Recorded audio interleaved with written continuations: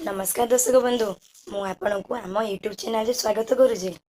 जदि चैनल प्रथम थर देखुंती ताहले चैनल को सब्सक्राइब करी बेल आइकन को प्रेस करंतु कारण आग को जिते नुआ वीडियो आसीबो सर्वप्रथम आपण देखि परिबे। दर्शक बंधु आसंतु जानिबा आज खबर विषय रे।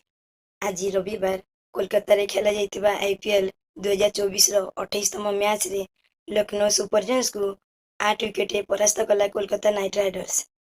कोलकाता आगरे विजय ପାଇଁ ଲକ୍ଷ୍ନୌ ପକ୍ଷରୁ 162 ରନ୍ର ଲକ୍ଷ୍ୟ ରଖାଯାଇଥିଲା ବେଳେ କୋଲକାତା ଏହାକୁ 15.4 ଓଭରରେ 2ଟି ୱିକେଟ୍ ହରାଇ ହାସଲ କରିନେଇଥିଲା। ଦଳ ପକ୍ଷରୁ ସଲ୍ଟ ଅପରାଜିତ 89 ରନ୍ କରି ଦଳର ବିଜୟରେ ମୁଖ୍ୟ ଭୂମିକା ଗ୍ରହଣ କରିଥିଲେ। ଏହି ମ୍ୟାଚରେ କୋଲକାତା ଦଳ ଟସ୍ ଜିତି ପ୍ରଥମେ ବୋଲିଂ କରିବାକୁ ନିଷ୍ପତ୍ତି ନେଇଥିଲେ।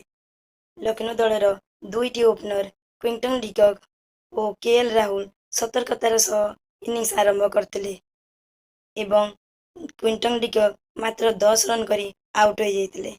ତେବେ ଅଧିନାୟକ ରାହୁଲ 39 ରନ୍ର ଏକ ଉପଯୋଗୀ ଇନିଂସ ଖେଳିଥିଲେ। ସେମାନେ ଚେଷ୍ଟା କରିଥିଲେ ଭଲ ଖେଳିବାକୁ କିନ୍ତୁ ତାଙ୍କ ପକ୍ଷେ ସମ୍ଭବ ହୋଇପାରିନଥିଲା।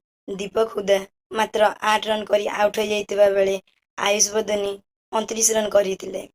ମାର୍କ ଷ୍ଟୋଇନିସ୍ 10 ରନ୍ କରି ଆଉଟ୍ ହୋଇଯାଇଥିଲେ।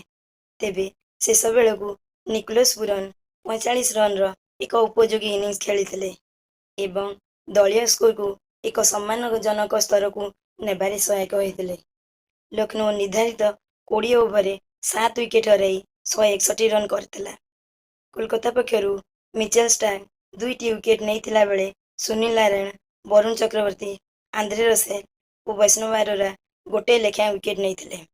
ଦର୍ଶକ ବନ୍ଧୁ ଭିଡ଼ିଓକୁ ଭଲ ଲାଗିଥିଲେ ଭିଡ଼ିଓକୁ ଲାଇକ୍ କରନ୍ତୁ ଏବଂ ଚ୍ୟାନେଲକୁ ସବସ୍କ୍ରାଇब କରନ୍ତୁ।